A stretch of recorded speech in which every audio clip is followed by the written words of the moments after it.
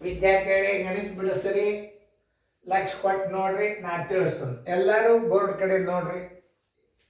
13ನೇ ಇಸ್ವಿ ಕಡೆ ಲೆಕ್ಕಿದು ಎಲ್ಲ ಭಾಳ ಸರಳದ, ವಿಚಾರ ಮಾಡಿ ಉತ್ತರ ಹಾಕೋದಿರ್ತದೆ. ನೀವು ಎಲ್ಲಿ ತಪ್ಪು ಮಾಡ್ತೀರಿ ನಾ ತಿಳಿಸ್ತೇನೆ. 150 ಗುಂಡ್ಲೆ 0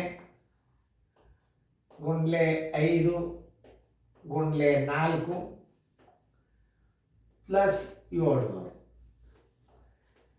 ಇಲ್ಲಿ ನೋಡಿ, ಇಲ್ಲಿ ಕ್ರಮಬದ್ಧವಾಗಿ ಗುಣಾಕಾರ ಬಂದವರು. ಇದನ್ನು ನೀವು ಅರ್ಥ ಮಾಡ್ಕೋಬೇಕು. ಇದು ಕ್ರಮಬದ್ಧವಾಗಿ ಇಲ್ಲಿ ತನಕ ಗುಣಾಕಾರ ಅದ. ಇದರ ಉತ್ತರ 0ನೇ. Plus 700 is equal to 700. ಉತ್ತರ ಸಂಖ್ಯೆಯಲ್ಲಿ ಅದ ಕಂಡಿಡ್ರಿ ಡಿ. ಇಷ್ಟೇ ಸರಳ ಲೆಕ್ಕ. ಗಡಿಬಿಡಿಯಾಗಿ ಏನಾರ ಮಾಡಿ ಗುಣಾಕಾರ ಮಾಡಿ ನೀವು 700 ಕೂಡಿಸ್ತೀರಿ, ನೀವು ಉತ್ತರ ಅಷ್ಟು ತರ್ತೀರಿ, ನನಗೆ ಗುರ್ತದ. ಅದರ ಸಂಬಂಧ ನಿಮಗೆ ನಾ ಹೇಳೋದು ಭಾಳ ಹುಷಾರಲ್ಲೇ ಇರಬೇಕು. ಕ್ರಮಬದ್ಧವಾದ ಗುಣಾಕಾರ ಇತ್ತು ಅಂತಂದ್ರೆ ಇದು ಇಲ್ಲಿ ತನಕ 0 ಬರ್ತದೆ. ಇಲ್ಲಿ ತನಕ ಇಲ್ಲಿ ನಾ ಗೆರಿ ಇಲ್ಲಿ ಕಟ್ ಆಫ್ ಮಾಡಿದೆ. ಯಾಕಂದ್ರೆ 0 ಪ್ಲಸ್ 700, 0ದಾಗ 700 ಕೂಡಿಸಿದ್ರೆ 700. ಉತ್ತರ ಸಂಖ್ಯೆ ಡಿ. ಇಷ್ಟು ಸರಿಯಾಗಿ ತಿಳ್ಕೊಬೇಕಾಗ್ತದೆ ನೀವು ಲೆಕ್ಕ ಮಾಡಾಗ.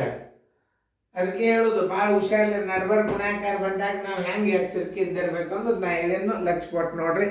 Thank you. ಬೈ.